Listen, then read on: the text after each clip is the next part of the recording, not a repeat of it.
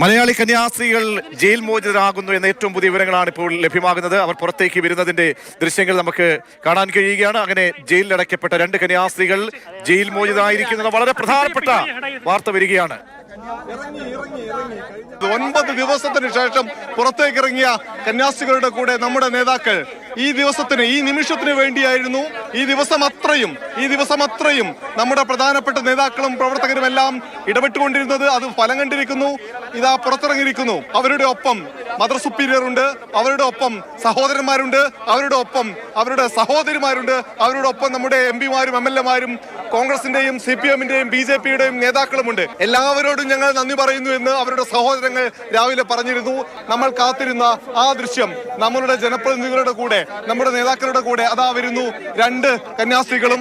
എന്തായാലും ഏറ്റവും സന്തോഷമുള്ള നിമിഷങ്ങളാണ് ഇപ്പോൾ തത്സമയം ദുർഗിൽ നിന്ന് കണ്ടുകൊണ്ടിരിക്കുന്നത്. കേരളം കാത്തിരുന്ന ആ